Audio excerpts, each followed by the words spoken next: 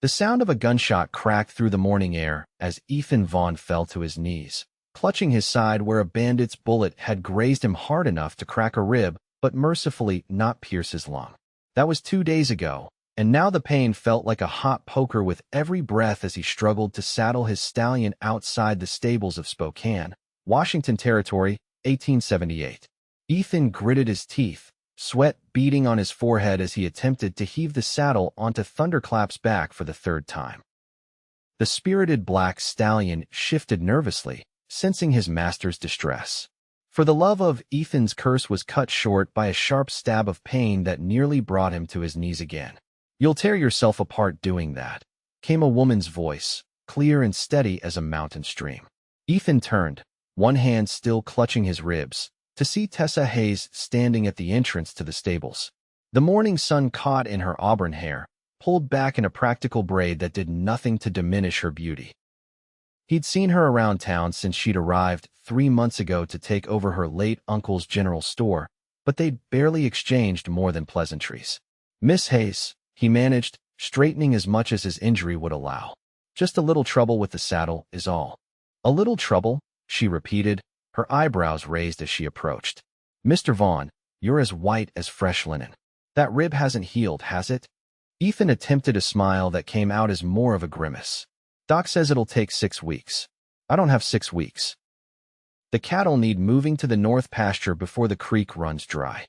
Without another word, Tessa removed her gloves and stepped forward, taking the heavy saddle from his hands. "I grew up on a ranch in Oregon. I know how to saddle a horse." "That's not necessary, madam. It appears entirely necessary," she interrupted, deftly positioning the saddle pad. "Unless you plan to faint in front of your horse, which I doubt he'd appreciate." Ethan watched in astonishment as her slender hands expertly maneuvered the saddle onto Thunderclap's back. The horse, usually skittish with strangers, stood remarkably still for her. "Seems he likes you," Ethan observed, leaning against a post to ease the pressure on his ribs. "Thunderclap doesn't take to most folks. Animals know when you respect them," she replied, cinching the saddle with practiced efficiency. "There, that should hold you." "Much obliged, Miss Hayes," Ethan said, genuinely impressed. He reached for the reins, but she didn't release them. "Mr. Vaughn, do you intend to move an entire herd of cattle by yourself with a broken rib?" "Cracked," he corrected. "And I don't see much choice." Tessa's green eyes studied him with an intensity that made him straighten despite the pain. "I have a proposition for you. I need to visit some of the outlying homesteads to introduce myself and the store's delivery service. You need help with your cattle. Perhaps we could assist each other." Ethan frowned. "Miss Hayes, cattle driving isn't ladies' work. Neither is running a general store alone, yet here I am," she countered. "I can ride as well as any man, Mr. Vaughn. Better than some, including those with broken ribs." "Cracked," he insisted again, but a smile tugged at his lips. "Do you accept my help or not?" she asked, her chin lifted in a way that told him she wasn't accustomed to taking no for an answer. Something in her determined gaze made Ethan reconsider. He was in no condition to move the herd alone, and hiring help on short notice would be nearly impossible with spring roundup, keeping every able-bodied man busy. "You'd have to be able to leave your store," he said, testing her resolve. "My assistant, Sarah, can manage for a few days. I've been meaning to visit the outlying farms anyway." She paused. "So, do we have an agreement?" Ethan hesitated only a moment longer. "We do, Miss Hayes. But I feel I should warn you it's going to be 3 hard days of riding." "I look forward to it," she replied with a smile that warmed something inside him that had nothing to do with his injury. "I'll meet you here at dawn tomorrow. I'll bring my own horse and supplies." Before he could respond, she turned and walked away, her skirts swishing with purpose. Ethan found himself watching her go, wondering what he'd just agreed to. "Well, Thunderclap," he murmured to his horse, "this should be interesting." The next morning arrived with a sky the color of pale rose quartz. Ethan was surprised to find Tessa already at the stables, dressed not in the skirts and blouses he'd seen her wear in town, but in practical riding clothes, trousers underneath a split skirt, a sturdy shirt, and a leather vest. Her hair was braided and tucked under a wide-brimmed hat. Beside her stood a dappled mare, already saddled and loaded with supplies. "You're early," he commented, leading Thunderclap from his stall. I prefer to start when the day does, she replied. I took the liberty of packing extra bandages and a bottle of Dr. Burton's liniment for your ribs. Ethan nodded in appreciation. The herd's about 5 miles south. Not too large 40 head that need moving another 10 miles north to fresher pasture. Tessa mounted her mare with fluid grace that spoke of years in the saddle. Then let's not keep them waiting. They rode in companionable silence as the sun climbed higher, casting long shadows across the rolling Washington landscape. Spring had painted the hills in vivid greens, dotted with wildflowers that swayed in the gentle breeze. Ethan stole glances at his companion, impressed by her easy confidence in the saddle. How long have you been ranching, Mr. Vaughn? She asked eventually. Going on 8 years now. Came out from Missouri after the war. Needed open space after all that. He adjusted himself in the saddle, wincing slightly. What about you? What brought you to Spokane? My Uncle Henry's passing, she replied. He had no children, and I was his only niece. The store was his life's work, and I couldn't bear to see it sold off. I worked in my father's store back in Oregon, so I know the trade. Must be difficult, a woman alone running a business in a new town. Tessa's expression hardened slightly. Not as difficult as some make it out to be. Most folks in Spokane have been welcoming. Those who haven't. She shrugged. They learn quickly enough that I won't be intimidated. Ethan nodded, respecting her candor. I've no doubt of that, Miss Hayes. They crested a hill, and below them spread the pasture where Ethan's cattle grazed along a winding creek. The water level was noticeably low, confirming the urgency of their task. There they are, he said. We'll need to get them moving before midday heat. Tessa assessed the scene with a practiced eye. Those two at the far edge look like they might be trouble. Ethan followed her gaze to 2 young bulls that had separated from the main group. Good eye? Those are indeed the troublemakers. They spent the next hour gathering the herd, with Tessa proving her skills were not exaggerated. She rode with confidence, anticipating the cattle's movements and responding with quiet authority. By midday, they had the herd moving steadily northward. The work was demanding, especially for Ethan, whose ribs protested with every jarring movement. By mid-afternoon, sweat soaked his shirt and his breathing had grown labored. Tessa noticed. We should rest the herd at the next watering hole, she called across the dust. They're moving well. We're making good time. Ethan nodded, grateful for her suggestion that allowed him to save face. An hour later, they guided the cattle to a small pond fed by an underground spring. As the animals drank, Ethan dismounted carefully, leaning against a boulder to catch his breath. Tessa approached with a canteen. You should sit, Mr. Vaughn, and I'd like to check those bandages. That's hardly proper, Miss Hayes, he protested weakly. Neither is collapsing from pain in the middle of nowhere, she countered, gesturing to a fallen log. Sit. Surprisingly, Ethan found himself obeying. She knelt beside him, her hands gentle but businesslike as she helped him remove his vest and partially unbutton his shirt to reveal the bandages wrapped around his torso.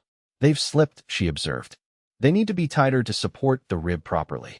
Her fingers worked with practiced efficiency, unwrapping and rewrapping the bandages. Ethan was acutely aware of her closeness, the scent of lavender that somehow lingered despite their dusty work, and the gentle strength in her hands.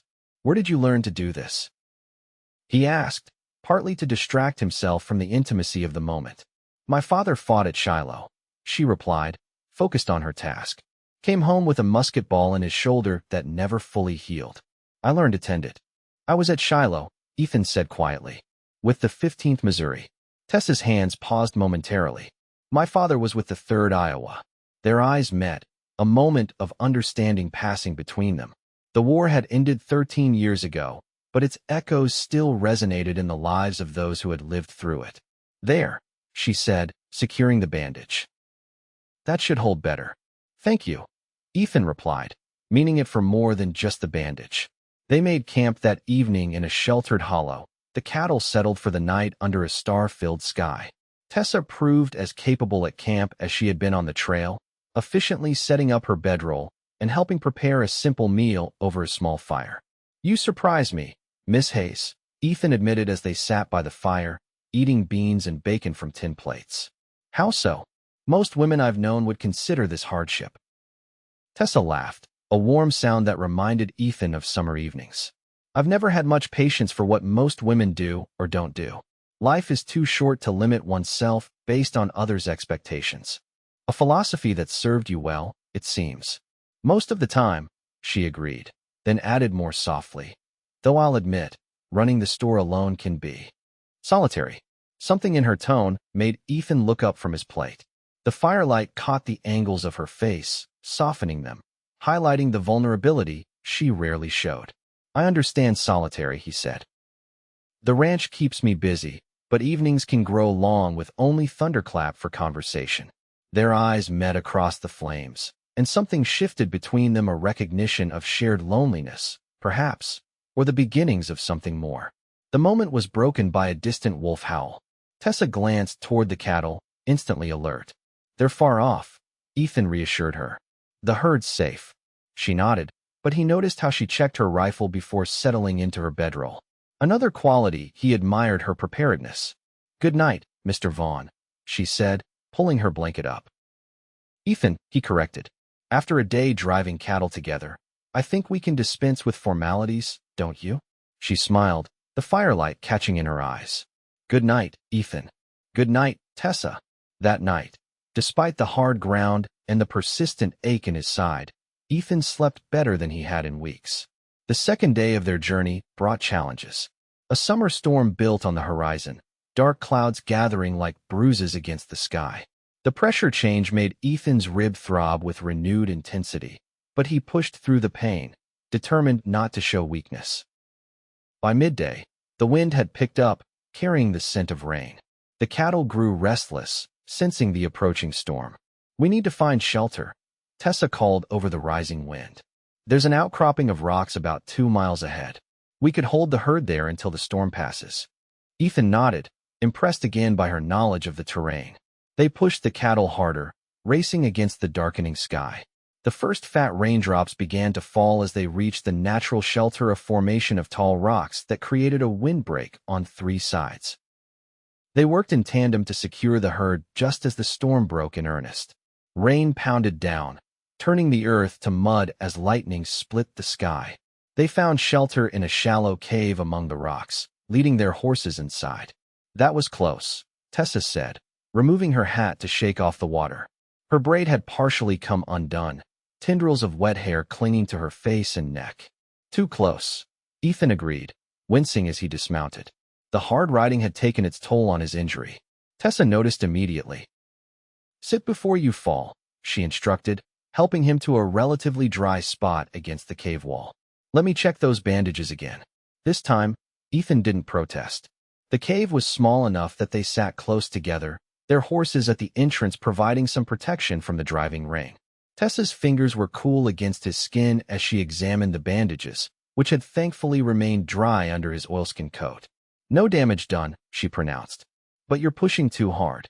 We need to get the herd moved, he replied, but the argument sounded weak even to his own ears. And we will, she assured him. But killing yourself in the process won't help anyone. Thunder crashed outside, and Tessa's mare whinnied nervously. She rose to soothe the animal, speaking soft words that Ethan couldn't quite catch over the storm. He watched her, struck by the grace and surety of her movements. When she returned to his side, she was shivering slightly from the damp. Here, he said, removing his coat and draping it around her shoulders despite her protests. You'll catch a chill, she objected. I run hot, he said with a slight smile. Always have. They sat in silence for a while, listening to the storm rage outside. The proximity and the enforced idleness created an intimacy neither had anticipated. May I ask you something personal? Tessa said eventually. Ethan nodded, curious. Why have you never married? A successful rancher like yourself must have had opportunities. The directness of the question surprised him, but he found he didn't mind. There was someone once. Back in Missouri, before the war. Elizabeth was her name. He paused, memories surfacing that he rarely allowed himself to revisit. The war changed me. When I came back, we were different people. She married a banker while I was away fighting. Tessa nodded, understanding in her eyes. I'm sorry. Don't be. It was for the best. He studied her face in the dim light. What about you? No husband waiting back in Oregon. A shadow crossed her features. There was a man. Walter. We were engaged to be married last year. She twisted a loose thread on her sleeve. He decided that a wife who enjoyed running a business more than hosting tea parties wasn't what he wanted after all. His loss, Ethan said simply. Tessa looked up, a smile slowly spreading across her face.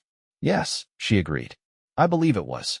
The storm raged for hours, trapping them in their rocky shelter as afternoon turned to evening. They shared provisions from their saddlebags and stories from their lives. Ethan told her about building his ranch from nothing, the hard years of drought and the good years of plenty. Tessa spoke of growing up in her father's store, learning to keep books before she learned to dance, and her dreams of expanding the business in Spokane. As night fell and the storm finally began to abate, they made a small fire at the mouth of the cave. The cattle had settled, huddled together against the remnants of the rain. We should reach the north pasture by tomorrow afternoon, Ethan said, calculating the remaining distance. And then you'll rest that rib properly, Tessa added, her tone making it clear this wasn't a suggestion. Ethan smiled. Yes, madam. Their eyes met across the small fire, and he felt a stirring of something he hadn't experienced in a very long time, a connection that went beyond mere attraction. In the span of 2 days, Tessa Hayes had shown herself to be not only capable and intelligent, but also kind and resilient. Qualities that mattered far more than the superficial attributes most men seemed to value in women. What? She asked, noticing his prolonged gaze. Just thinking that Spokane is fortunate to have you, he replied honestly. A blush colored her cheeks, visible even in the firelight. That's kind of you to say. Not kind. True. He added another stick to the fire. Your store is what, 3 blocks from my office in town? 2.5, she corrected, curious about his line of questioning. I should visit more often. I'm sure there are supplies I need. Tessa's smile widened. I'm sure there are. We just got in some excellent leatherwork gloves that would be perfect for ranching. I do need new gloves, he agreed seriously, though his eyes sparkled with humor. They laughed together, the sound echoing in the small cave, creating a bubble of warmth against the wild night outside. Morning brought clear skies and renewed determination. They set out early, pushing the cattle steadily northward. By midday, they could see the lush green of the north pasture spreading before them, fed by a larger stream that ran full even in the driest months. As they guided the cattle through the gate into their new grazing grounds, a sense of accomplishment filled them both. The herd moved eagerly toward the fresh grass and abundant water. We did it, Tessa said, satisfaction evident in her voice as she surveyed their work. We did, Ethan agreed, dismounting carefully. His rib ached fiercely after 3 days of riding, but the pain seemed a small price to pay for what they'd accomplished and for the unexpected connection he'd found with the woman beside him. They secured the gate and rode to the small line shack that stood at the edge of the pasture. It was a simple structure, just one room with a stone fireplace and basic furnishings, but it offered shelter for ranchers checking on their herds. We can rest here before heading back, Ethan explained, helping Tessa unsaddle her mare. It's not much, but it's dry. It's perfect, she replied, stretching her back after the long ride. They worked together to prepare a meal from their remaining provisions, moving around each other with the easy familiarity of people who had quickly learned each other's rhythms. As they ate, seated on the rough-hewn bench outside the shack, the setting sun painted the landscape in gold and amber. I should thank you, Ethan said, breaking a comfortable silence. Not just for helping with the cattle, but for insisting on helping in the first place. My pride might have gotten me into serious trouble. Men and their pride, Tessa teased, but her eyes were kind. Though I suppose I should thank you too. For what? For trusting me. Not everyone would have accepted a woman's help so readily. Ethan considered this. I judged you by your abilities, not your gender. Seems the only sensible way to go about things. A rare perspective, she observed, but one I appreciate. The evening deepened around them, stars emerging in the vast Washington sky. Neither seemed eager to suggest returning to town, though they both knew they should begin the journey back the next day. May I ask you something, Tessa? She turned to him, curious. Of course. When we return to Spokane, would you allow me to call on you? Properly, I mean. The question hung between them, weighted with possibility. Tessa's expression softened, a smile playing at her lips. I would like that very much, Ethan. Something unspoken passed between them, a promise of possibilities that neither had anticipated 3 days ago. Impulsively, Ethan reached for her hand, his calloused fingers enclosing her smaller ones.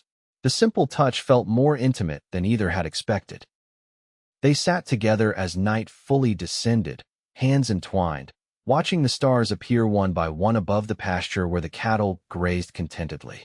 No words were needed. They had found something unexpected on this journey, something that felt like the beginning of a new trail they might travel together. The return journey to Spokane took them a leisurely day and a half. They were in no rush, savoring the time together before returning to their separate responsibilities. They talked of everything and nothing, their hopes for the future, favorite books, childhood memories. With each conversation, the connection between them deepened. As the town came into view on the afternoon of the 5th day, Ethan felt a strange reluctance. The adventure was ending, but something else was beginning. "I'll see you home," he said as they rode down Spokane's main street, drawing curious glances from townsfolk and used to seeing the solitary rancher in female company. "That would be nice," Tessa replied, equally aware of the attention they were attracting. "Though your rib should be seen by Dr. Miller first." "Always giving orders," he teased. "Someone has to look after you," she returned easily. They stopped first at the livery to return Tessa's hired horse, then rode double on Thunderclap to the doctor's office. Dr. Miller confirmed that the rib was healing well despite the rigorous activity, thanks in large part to Tessa's careful bandaging. "You found yourself a fine nurse, Vaughn," the elderly doctor commented with a knowing smile. "That I have," Ethan agreed, his eyes meeting Tessa's across the room. Later, as the summer evenings settled over Spokane, Ethan walked Tessa to her home above the general store. They paused at the door, reluctant to part. "Thank you for the adventure," Tessa said softly. "The first of many, I hope," Ethan replied, taking her hand in his. "Is that a promise, Mr. Vaughn?" There was a teasing light in her eyes, but beneath it lay genuine question. "It is, Miss Hayes." He raised her hand to his lips, pressing a gentle kiss to her knuckles. "I'll call on you tomorrow. I'll be expecting you," she replied, a blush coloring her cheeks. As Ethan walked back to his small house on the edge of town, he felt lighter than he had in years, despite the persistent ache in his side. A broken rib had led him to an unexpected blessing, a woman who matched him in strength, intelligence, and spirit. Over the following weeks, Ethan became a regular visitor at Hayes' General Store. He found reasons to need new supplies almost daily, much to the amusement of Tessa's assistant, Sarah.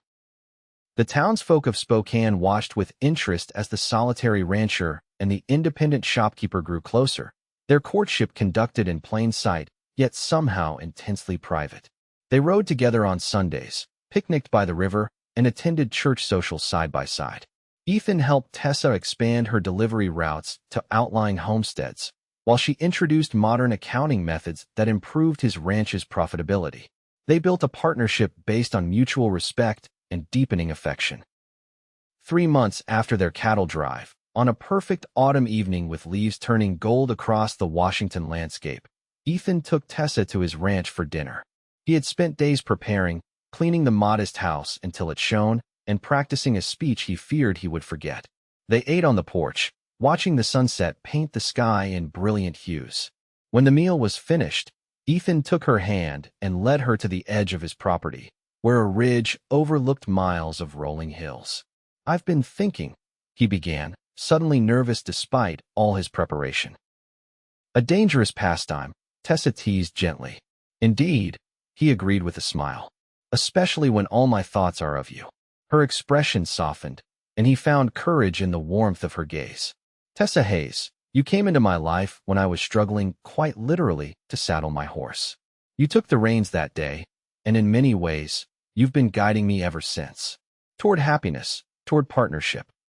He paused, drawing a deep breath. "Toward love." He reached into his pocket and withdrew a small ring, a delicate gold band set with a single pearl. "I know this is perhaps too soon by conventional standards, but I've never been much for convention. Neither have you." He held the ring before her. "I love you, Tessa. Will you marry me?" Tears filled her eyes, but her smile was radiant. "Yes," she whispered. "Yes, Ethan Vaughn. I will marry you." As he slipped the ring onto her finger, Ethan felt a sense of rightness that transcended words. They had found in each other not just love, but a true partnership of equals. Their wedding took place that December in Spokane's small church, decorated with evergreens and winter berries. The entire town turned out to witness the union of the rancher and the shopkeeper who had defied convention to find happiness together. In the years that followed, Hayes General Store expanded to include a second location in the growing town, managed jointly by Tessa and Ethan. The ranch prospered under their combined efforts, eventually becoming one of the most successful operations in the Washington Territory. Their first child, a son they named James, was born a year after their wedding, followed 2 years later by a daughter, Eliza. The children grew up learning both ranching and commerce, equally at home on horseback or behind a store counter. On warm summer evenings, the family would often sit on the porch of their expanded ranch house, watching the sunset over land that had flourished under their care. Sometimes, Ethan and Tessa would exchange glances over their children's heads, remembering that fateful day when a broken rib and a woman's determination had changed the course of both their lives. "Do you ever regret it?" Ethan asked her once, as they watched 7-year-old James attempt to saddle his pony under the watchful eye of his grandfather, Tessa's father, who had moved to Spokane after his own retirement. "Regret what?" Tessa asked, her hand resting protectively over her midsection, where their third child was beginning to make its presence known. "Taking the reins that day, taking a chance on a stubborn cowboy with a broken rib." Tessa smiled, the years having only enhanced her beauty in Ethan's eyes. "Not for a single moment," she replied, leaning against his shoulder. "Some risks are worth taking." "Some definitely are," he agreed, placing his hand over hers and feeling their child stir beneath his palm, another blessing in a life that had become rich with them. As the Washington Territory grew and changed around them, eventually achieving statehood in 1889, Ethan and Tessa Vaughn remained constants in the community of Spokane, examples of how love, respect, and partnership could flourish on the frontier. Their story became part of local lore, passed down through generations. The tale of a cowboy with a broken rib, a woman who took the reins, and the extraordinary life they built together.